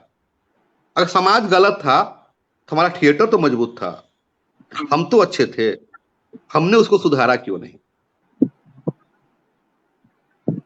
तो ये सब सवाल है जिससे हम लोग भी लड़ते हैं, हम लोग भी ये करते हैं, ये हम लोग उसी कोशिश में हैं। मुझे अच्छा नहीं लगेगा कि बेगूसराय में बैठ के मेरा थिएटर से मेरा जीवन चल जाए, कितना अच्छा रहता। बिल्कुल बिल्कुल, कोई कहीं जाएगा ही नहीं। लेकिन लोगों के जीवन तो चलते हैं ना, तभी तो थिएटर हो रहा है। तो थिएटर हो कैसे रहा है?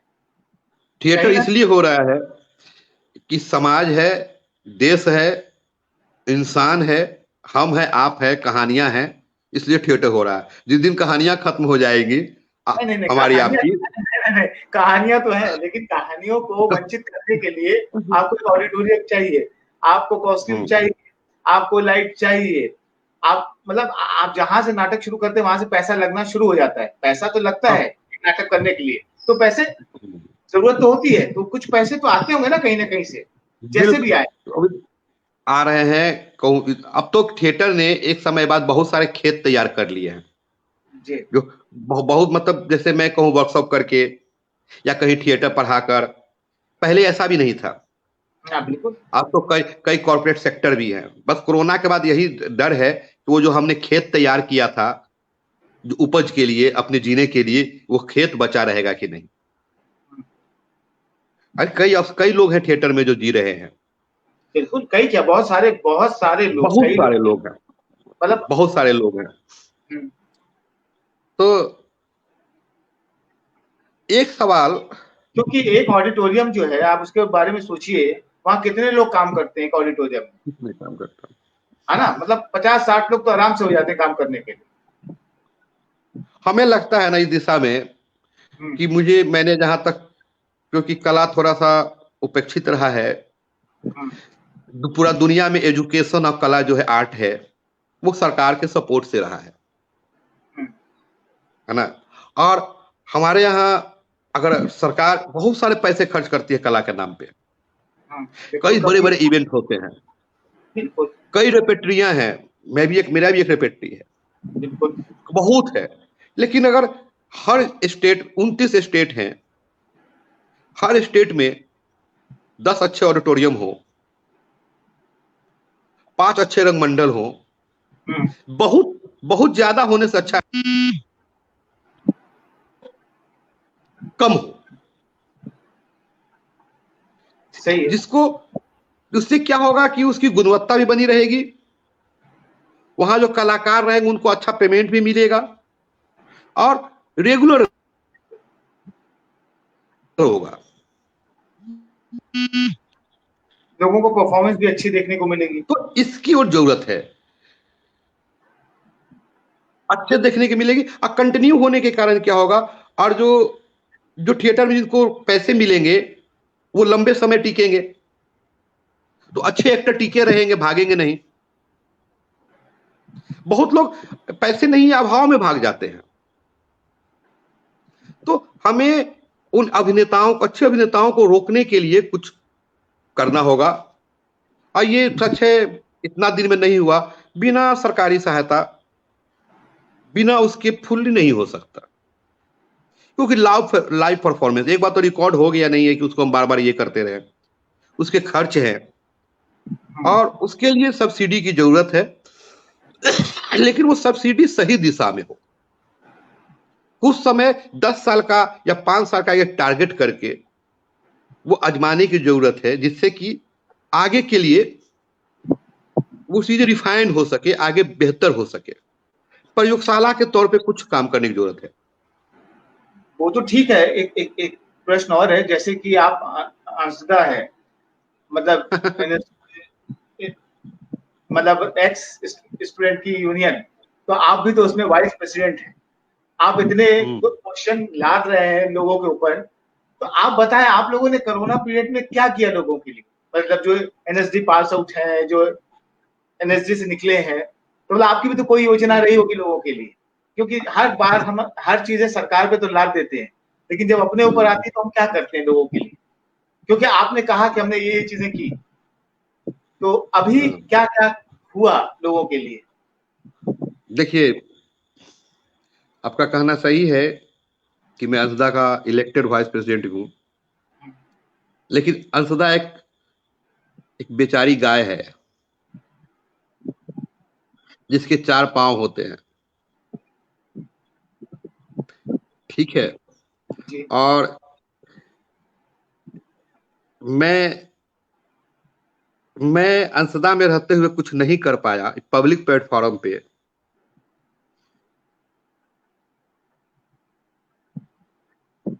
हम क्या बोले, मेरी ये शब्द नहीं मिल रहे हैं या बोलने का हिम्मत नहीं हो रहा है। मैं ऐसा बहुत कम जगह होता है जहां मैं कुछ कर ना पाऊं, कुछ बोल ना पाऊं, वहां टिके रहूं। बिल्कुल। फिर भी फिर भी टिके रहना पड़ता है। अंशदा एक वेलफेयर यूनियन सोसाइटी है, वेलफेयर है। उसके पास कोई साधन नहीं है, कोई संसाधन नहीं है। बिल्कुल फिर होते। भी पिछले दिनों कुछ कुछ सदस्यों को बोलकर, जो उनको आवश्यकता थी, कुछ मदद किया गया है। क्योंकि एक संगठन संगठन है, उसके बारे में कुछ बोलना या मैं अगर बोलूं तो कुछ कंट्रोवर्सी ना हो जाए। ये पब्लिक प्लेटफॉर्म पे मैं बोलने में थोड़ा हिचकिचा रहा हूँ, सच्चाई नहीं, स्वीकार रहा हूँ। बोलने की वो बात नहीं, बात सिर्फ इतनी सी थी मेरी कि जब हम हाँ बड़ी बड़ी चीजों पे, गवर्नमेंट के ऊपर, संस्थाओं के ऊपर बातें करते हैं, तो एक छोटी सी संस्था जब कुछ नहीं कर रही है, जब हम आपस में मिलकर चीजों को नहीं बना सकते, तो बड़ी बड़ी चीजों पे कैसे उंगली उठा सकते हैं?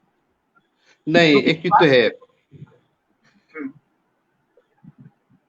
कई जगह वहां पे फेल्यूर है इसलिए कि वो किसी का, वो समूह जो है वो सामूहिक रूप से एक समूह है जिसमें किसी के पास टाइम नहीं है जो उस पर फोकस कर सके, उस पर काम कर सके।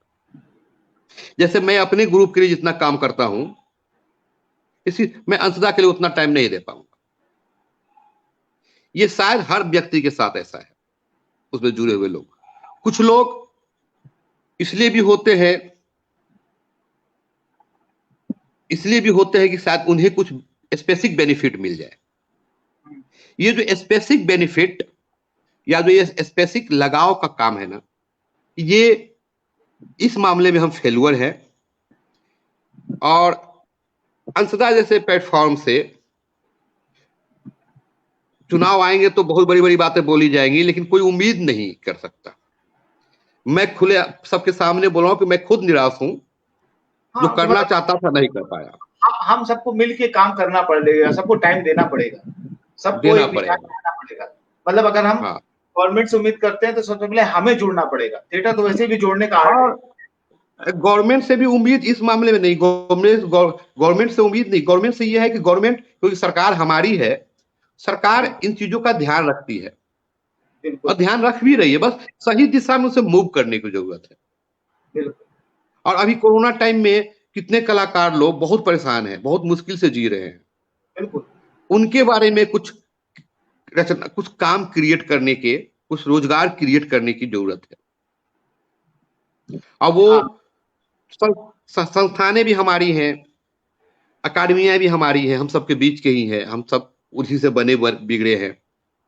उन जी। सबका दायित्व बनता है कि ऐसे समय में कुछ रोजगार क्रिएट करें, वैसे लोगों तक जिनके पास कुछ नहीं पहुंच पा रहा है, वहां तक पहुंचने की कोशिश होनी चाहिए। और इस दौरान जितने जो, मैं आपको एक बिलीव इसमें, हम सब, ये बोल रहा हूँ, सवाल नहीं है, ये गुस्सा भी नहीं है, ये हम लोग असफल हैं इस मामले में, कि सच मायने में आप, हम किसी ने सरकार को दोष नहीं दे सकते। केवल हम लोगों ने एक प्रस्ताव भी नहीं भेजा होगा, या हम हाँ, लोगों ने मांग भी नहीं रखा होगा। योजना बना के उनसे बात तो करें, योजनाएं तो हों यो, कि योजना बना के भेजिए, तो फेल हो जाएगा, बाद में देखेंगे। बिल्कुल, तो ये जो बिल्कुल। इनिशिएटिव लेने का बात है ना, वो इनिशिएटिव ही खत्म हो चुका है इस मामला में पहले के लोग, मुझे लगता है कि ज्यादा बेहतर थे, जिन्होंने इनिशिएटिव लिया, राष्ट्रीय नाट्य विद्यालय बनाया, सही बात। जिन्होंने इनिशिएटिव लिया, संघ नाटक अकादमियां बनाई। आज के समय में वो इनिशिएटिव खत्म हो गया। और हम सबको, क्योंकि हम लोग का यही क्षेत्र है, यही फील्ड है, इसी से जुड़े हुए लोग से लगाव है, तो हम लोग को उसकी चिंता करनी चाहिए। बिल्कुल। और ये तब होगा जब सच में मुझे लगेगा, हम लोग को लगेगा कि हमारा कुछ दायित्व है। जिस थिएटर ने हमें इतना दिया, या जिस थिएटर रंगमंच के कारण हम लोग आज बात कर रहे हैं, उस रंगमंच में आगे भी ऐसे अवसर क्रिएट होते रहे, उस रंगमंच के लिए भी वापस करने का समय है।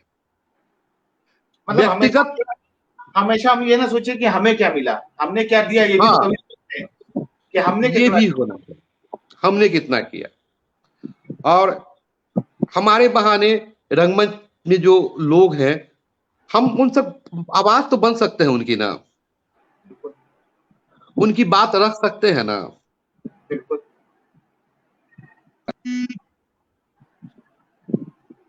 बात तो रख सकते हैं, पता नहीं लोग बिल्कुल। बात क्यों नहीं रख रहे हैं।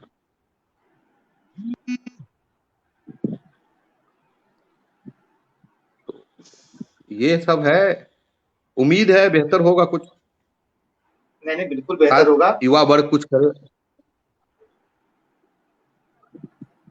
नहीं, युवा वर्ग को करना ही पड़ेगा, युवा वर्ग को सोचना ही पड़ेगा, क्योंकि ये समय युवा वर्ग के लिए है। अब नहीं सोचेंगे तो कब सोचेंगे? कब सोचेंगे? फिर तो सोचने का कभी समय नहीं आएगा। प्रवीण जी, कोई ऐसा सपना जो मतलब आप भविष्य में सोच रहे हैं कि ऐसा कुछ हो और ऐसा होना चाहिए, कुछ तो आपके दिमाग में आपके लिए, अपने लिए, लोगों के लिए कोई सपना होगा थिएटर को लेकर? हाँ? मेरा बस एक ही सपना है, हम्म, एक बड़ा सपना है जी जी जरूर। कि मैं रंगमंच के लिए कुछ बड़ा कर पाऊं। रंगमंच में मैं अपने दृष्टि से रंगमंच को देख पाऊं। और जो जो सवाल होते आए हैं मैं भी उनसे जो आपने कहा कि थिएटर कमर्शियल क्यों नहीं हो पाया, बिल्कुल। या ट्रेनिंग में कहाँ पीछे रह गया, हम्म, या भारत कोई सांस्कृतिक नीति क्यों नहीं बन पाई, या हम कलाकारों के लिए कोरोना टाइम में योजना कोई क्यों नहीं बना पाया। तो शायद मेरा सपना है कि कभी ऐसा वो दिन आए, कभी ऐसा वो ताकत आए मेरे अंदर, उस मेकिंग में हम अपना योगदान दें, क्योंकि हम कुछ बेहतर कर ये नहीं सकें। लगता कि बहुत सारे रास्ते खुलने चाहिए, कि जो लोग ट्रेनिंग करके थिएटर ही सिर्फ करना चाहते हैं वो अपने शहर में जाके थिएटर तभी कर सकते हैं जब वहां थिएटर हो, जब वहां थिएटर हो रहा हो। क्योंकि हर हम्म। लड़का निकलने वाला आप जैसा स्ट्रगल नहीं कर सकता ना, कि शहर में जाके पूरा आंदोलन करेगा। तो एक बेगूसराय में तो एक थोड़ा सा उसके आंदोलन लिए जी हम्म, जी जी जी कुछ रंगमंडल, राष्ट्रीय नाट्य विद्यालय रंगमंडल जैसी कुछ रंगमंडल देश में स्थापित हो, बिल्कुल और कम से कम हर राज्य का एक अपना रंगमंडल हो, राजकीय रंगमंडल हो। बिल्कुल मतलब राष्ट्रीय रंगमंडल केंद्रीय सरकार का, और राज्य सरकार का एक राजकीय रंगमंडल हो, और उसका जो कनेक्टिविटी हो उस राजकीय रंगमंडल का अपने क्षेत्र में हर शहर से हो, जुड़ा हो, हर शहर से चुने हुए कलाकार हो। तो ऐसे कुछ कनेक्टिविटी क्रिएट करके, और ये कोई बहुत बड़ी बात नहीं है, उससे ज्यादा हमारी नहीं जो नहीं, पैसे हैं आर्थिक, वो जो इधर आप उधर कह रहे हो जाता है। बात तो बिल्कुल ठीक है, लेकिन बात में दिक्कत ये होती है कि अब जैसे देखिए भारतेंदु नाट्य अकेडमी की रंगमंडल है, भोपाल रंगमंडल था, अभी वो जो थे वो भी बंद हो गए हैं। बनस्पत के और नए बनने चाहिए जनसंख्या के हिसाब से और चीजों के हिसाब से, चीजें बनने की जगह बंद हो रही हैं। इसका दोषी हम आप नहीं है, हम्म, हम आपने नहीं बंद किया, हमारे समय में नहीं बंद हुआ। कहीं तो कोई ना कोई दोषी है ना जिसकी वजह से बंद हो रही है, जबकि बनस्पत और खुलना चाहिए, हम खुलने की बात कर रहे हैं, यहाँ तो चीजें बंद हो गई हैं। तो मैं कह रहा हूं, इशारा समझिए कि हम लोगों ने बंद नहीं किया, हम लोग तो बिल्कुल मांग कर रहे हैं कि खोल दो, बिल्कुल, मतलब वही बात तो मैं है भी ना। तो ये खोजना होगा कि क्यों बंद हुई, वो क्या। अब वो सब हिंदी बेल्ट में ही बंद हुआ है। हाँ रंगायन आज बिल्कुल भी चल रहा है जी मैसूर में, आंध्रा में बिल्कुल सुरभि आज भी है। बिल्कुल। तो ये सब हिंदी क्षेत्र में ही क्यों बंद हो जाता है? क्यों हम हिंदी वालों को इतना घमंड तो नहीं है कि हिंदुस्तान के नक्शे पे मेरा बहुत बड़ा कब्जा है? तो ये जो है ना, हिंदुस्तान के नक्शे पे हम इतने ज्यादा कब्जा कर चुके हैं, उस अहम ने बंद कर दिया है सब कुछ। अभी पिछले दिनों क्या क्या बंद हो सकता है, सब हिंदी में ही क्यों होता है, यही समझ नहीं पा रहा हूं। क्योंकि सबसे ज्यादा संघर्ष भी हिंदी में है, बिल्कुल सबसे ज्यादा हम भी हिंदी बेल्ट से हैं, आप भी हिंदी बेल्ट से हैं। बिल्कुल बिल्कुल बिल्कुल अगर ऊपर देखा जाए, कई बड़े नाम जो थिएटर में काम किया वो बहुत सारे हिंदी रंगमंच के हैं, जी। फिर भी हिंदी रंगमंच क्यों बंद हो जाता है? ये बहुत बड़ा पहेली है, क्योंकि जब क्योंकि हमें बहुत जब पुराने बंद होते रहेंगे तो नए कैसे खुलेंगे? जो आप कह रहे हैं कि हर स्टेट में हर जगह पे होने चाहिए, जब पुराने ही बंद हो रहे हैं तो नए खुलने का सवाल कैसे उठेगा? क्योंकि पहले वो तो खुलेंगे, नहीं खुलेंगे, नए लोग को आने होगा।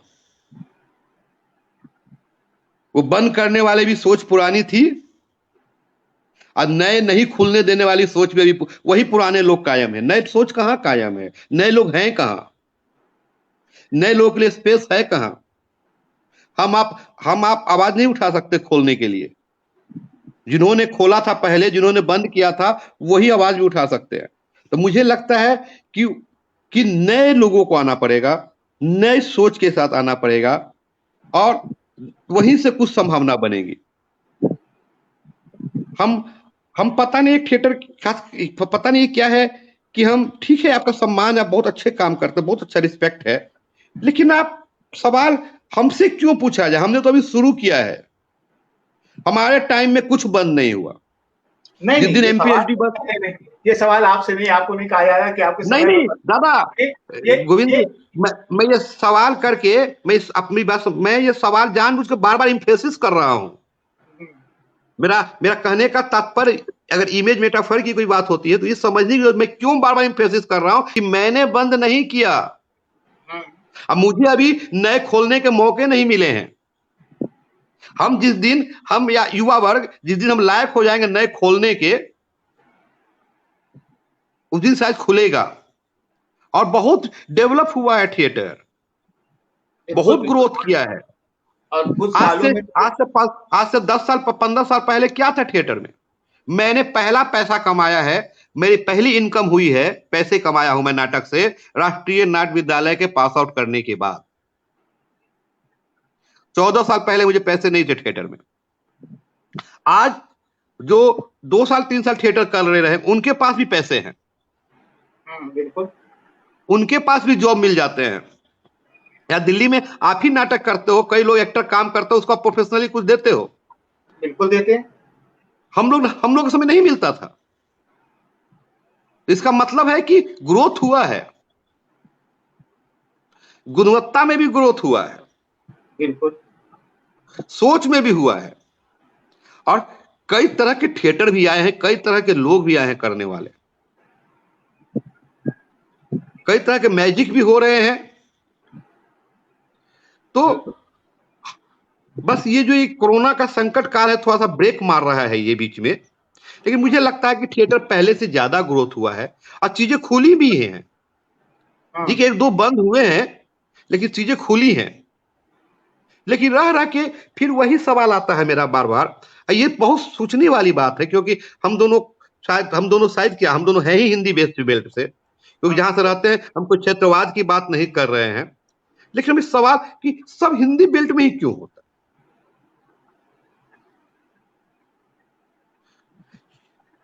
हम हिंदी वाले मिलके कुछ क्यों नहीं कर पाए? तो सब देखिए, एक चीज और है, सबसे ज्यादा दर्शक वर्ग हिंदी में है। बिल्कुल, अब फिल्म बॉलीवुड को देखो, मुंबई को, फिल्म इंडस्ट्री को, उसकी सबसे ज्यादा इनकम कहाँ है? टैक्स टिकटें कहाँ बिकती है? हिंदी क्षेत्र में। हिंदी क्षेत्र। और इसके अपोजिट थिएटर में क्या हो रहा है? हिंदी क्षेत्र में ही मारा जा रहा है। बांग्ला बांग्ला एक राज्य तक बोली जाने वाली भाषा है, वो कितना समृद्ध रहा है। मराठी रंगमंच कितना समृद्ध रहा है, कन्नड़ कितना समृद्ध रहा है। हम कहां रहे हैं? ये सवाल सोचना है, और सोचना, इसको सॉल्व भी करना है। बिल्कुल, और उसका कारण है इसलिए भी है ना कि हम हिंदी वाले ज्यादा, हम ज्यादा राजनीतिक हो जाते हैं, इसीलिए एक्सेप्टेशन नहीं होता। हम एक दूसरे को नकारते रहते हैं, उसमें मेरी भी गलती है, ऐसा नहीं है कि हम अपने नहीं बोल रहे हैं, सबकी बात है। तो इतना बड़ा क्षेत्र होने के बाद, इतने सारे लोग निकलने के बाद, एक बेगूसराय, छोटा सा बेगूसराय से 8 राष्ट्रीय नाट्य विद्यालय में जा चुके, छोटा शहर है। इलाहाबाद से देखिए, हर जगह हिंदी, चंडीगढ़, कितना भोपाल, इतने बड़े, इतने इतने लोग निकले, फिर भी क्यों? उसका एक और कारण मुझे लगता है, पता नहीं क्यों, कि हिंदी फिल्म इंडस्ट्री का बहुत बड़ा होना भी कोई कारण है क्या? उसके पैरेलल हम नहीं खड़ा हो पाए क्या? नहीं, लेकिन ये तो दोनों अलग विधाएं है ना, दोनों से तुलना करना तो अलग ही बात हो जाती है। नहीं, लोग वहां सप्लाई हुए ना, नहीं, लोग सप्लाई इसलिए हुए क्योंकि वहां उनको काम नहीं मिला। हाँ। जब लोगों को काम नहीं मिलेगा, अगर मुझे मेरे इलाहाबाद में काम मिल जाए, आप जैसे आपको बेगूसराय मिला, तो मैं इलाहाबाद जाके काम करना चाहूंगा ना। मैं दिल्ली में क्यों रहूंगा? क्योंकि जब काम नहीं होगा तो आप वहां कैसे रहोगे, क्या करोगे आप? क्वेश्चन तो ये है ना, प्रश्न तो ये है कि जहां हाँ। जहां से लोग आ रहे हैं वहां उस तरह कुछ डेवलप नहीं हुआ। जो था वो भी गड़बड़ हो गया। जैसे वहां एनसीडब्ल्यूसी है, लेकिन वो आज के समय में जितना पहले चल रही थी आज वैसे नहीं है। नहीं मतलब नहीं सब नहीं। चीजों का डाउनफॉल होता जा रहा है ना। चीजें डेवलप ऊपर जानी चाहिए, चीजें नीचे गिर रही है, क्यों? कौन है दोषी उसका? ये क्वेश्चन तो बना ही रहेगा। तो वो हम्म। बिल्कुल सही बात है कि जब तक नए विचार नहीं आएंगे, नए लोग नहीं आएंगे, तब तक चीजें ऊपर नहीं जाएंगी। हमें लगता है ना कि बहुत समय से ना तालाब पानी ठहर चुकी है, तालाब में पानी ठहर चुका है पानी। अब नए बहाव की जरूरत है, उस पानी को धार के साथ बह जाना चाहिए। अब फ्रेश वाटर की जरूरत है, फ्रेश धारा की जरूरत है। और शायद जब तक वो कुछ बड़ा बदलाव नहीं हो, बड़ा चेंजिंग ना हो ना, तो शायद हम ऐसे ही सवाल करते रहेंगे आज भी, आज से 10 साल बाद भी। तो बिल्कुल बड़ा बड़ा चेंजिंग की जरूरत है। बिल्कुल। बड़े बड़े लोग आए, बड़े अच्छे लोग आए, बड़े क्रिएटिव लोग आए, बड़े बड़े काम किया लोगों ने, लेकिन स्थितियां जस की तस रही। तो कुछ अब बड़ा चेंजिंग का मतलब नए चीज, नए फ्रेश फ्रेश लोग आने की आवश्यकता है, फ्रेश आइडिया आने की जरूरत है। बिल्कुल बिल्कुल। और मुझे तो ये भी लगता है कि जो कर चुके उन्हें अब डिबेट में शामिल नहीं करके, जो करने वाले लोग हैं, जो आने वाले समय में कर सकते हैं, उनको डिबेट में आना होगा, उनको बहस में आना होगा। हम क्या करते हैं, बात करते हैं हिंदी रंगमंच की समस्या की, हम वही स्कॉलर सबको बुला लेते हैं जिन्होंने जिन्होंने अब तक खड़ा नहीं कर पाया, उनकी बातें डिबेट करते, क्या फायदा होने वाला? हमें अब उन्हें उनके साथ एक डिबेट डेवलप करना होगा, उनके साथ एक बातचीत डेवलप करना पड़ेगा, जो आगे करने का मादा रखते, जो आगे करेंगे, बिल्कुल उनको डिबेट में तो शायद कुछ रास्ता निकले। और हर जगह ये जो राजनीतिक हस्तक्षेप है उसको कम करने की जरूरत है। एक कंस्ट्रक्टिव वर्क में, जहां पे एक सकारात्मक कुछ चीजें हैं, वहां पे सबको सब विचार का रिस्पेक्ट है, वहां पे सबको एक विचार होकर आना चाहिए कि कला का डेवलपमेंट हो, कला का विकास हो, नाटक कैसे लोगों तक पहुंचे, इस मुहिम में साथ होना चाहिए। दिक्कत क्या हो रहा है, सब अपने अपने, हम भी उसमें शामिल हैं, लेकिन मेरे अंदर वो जिज्ञासा, वो लड़ने की शक्ति है। मैं चाहता हूं कि मैं लड़ूं सबके लिए, मैं सबके लिए बहस करूं, बात करूं, कि हम इंडिविजुअल ना होके अपनी व्यक्तिगत डेवलपमेंट न सोच के, अगर हम सब थिएटर के डेवलपमेंट की बात करें, थिएटर को सोसाइटी में एक्सेप्टेशन की बात करें, तो शायद हम सब अपने आप एक्सेप्ट हो जाएंगे। तो इस दिशा में सोचने की जरूरत है, और पुराने बहसों को बंद कर देना चाहिए। अब इन बहस को भी बंद कर देना चाहिए कि हिंदी रंगमंच में दर्शक क्यों नहीं, हिंदी रंगमंच में नाटक क्यों नहीं, हिंदी रंगमंच नाटककार क्यों नहीं। इन सब बहसों को बंद करके अब नए तरह से हमें हिंदी रंगमंच में नाटक करने, नए हिंदी रंगमंच में नए तरह के काम करने हैं, इस पे केवल बात हो। पुराने सब सब्जेक्ट क्या हुआ है गोविंदा, कि हमारे नाटक में भी कंटेंट सब वही पुराने हैं सब्जेक्ट। क्योंकि जब देश आजाद हुआ तो यही कहानी थी, बेरोजगारी, यही कहानी थी, सांप्रदायिकता, यही स्त्री पुरुष, जो देश आजाद होने के समय समस्याएं थी, वो समस्याएं आज भी है। जो उस समय नाटक के सब्जेक्ट थे वो आज भी वही सब्जेक्ट है। तो हमें लगता है अगर कोई सब्जेक्ट सॉल्व नहीं हो रहा है तो उसको छोड़ देना चाहिए। जब देश लेकिन छोड़ना किसी बात का निदान नहीं होगा ना। छोड़ के कहां जाएंगे? छोड़ देने का मतलब छोड़ देने से मेरा मतलब ये है कि उसको करने में विश्वास करना चाहिए, उस इश्यू पे बहस ना करके उसको प्रैक्टिकल वे में, उसको व्यवहारिक स्तर पर उतारने की कोशिश करना चाहिए। बहस का हिस्सा छोड़ देना है। हाँ, बहस ना करके उस पर काम किया जाए। जैसे कि गरीबी हटाओ, गरीबी हटाओ, गरीबी हटाओ, गरीबी हटाओ की बात ही नहीं करना, उनको काम कैसे मिले, काम मिले, काम मिले, इसकी बात करना है। सही। है ना। नाटक में दर्शक कैसे आएंगे, रंगमंच कैसे कमर्शियल होगा, ये इशू बात न करके नाटक कैसे करेंगे, अच्छे नाटक कैसे होंगे, दर्शक कैसे आएंगे हमारे पास, कैसे हम उनके घर पे जाकर टिकट बेचेंगे, पहले कैसे क्या करेंगे, वो काम होना चाहिए। क्योंकि बहुत सारे एक बहस में किताबों में रह के रह जाती है, व्यवहारिक स्तर पर नहीं होता। तो हमें, मेरा छोड़ने का मतलब उन चीजों से है कि हम उसको इश्यू बनाना छोड़ दें और उसको जमीन पे आके काम करने की कोशिश। और मैं, ठीक है, मेरा छोटा प्रयास है, बहुत बड़ा प्रयास नहीं है। बेगूसराय आकर, बेगूसराय वापस आकर 20 रुपए का टिकट बेचकर, या मैं यहाँ 10 लोगों के साथ, 10 ग्रुप के 10-12 लोग का समूह बनाकर, 20 लोगों का समूह बनाकर उनको थिएटर से कुछ उपलब्ध करवा पा रहा हूँ। वो नाटक करने बेगूसराय में तैयार करके देश का हिस्सों में अपना परफॉर्मेंस कर रहे हैं। तो ये ठीक है, छोटी शुरुआत है। ये हो सकता है अभियान बड़ा बने, बड़ा रूप ले। तो ऐसे शुरुआत करने होंगे। और थिएटर को, और मुझे लगता है दिल्ली मुंबई छोड़ के डिसेंट्रलाइज करना पड़ेगा, छोटे छोटे शहरों से ही डेवलपमेंट शुरू करना पड़ेगा। नहीं, वो कोशिश तो है, जैसे यूनिवर्सिटीज में थिएटर का होना, स्कूल में थिएटर का होना, कोशिश तो उस दिशा में है, लेकिन पहले वो से बढ़ा है, डेवलप हुआ है। मैं तो मानता हूं विकास हुआ है रंगमंच का।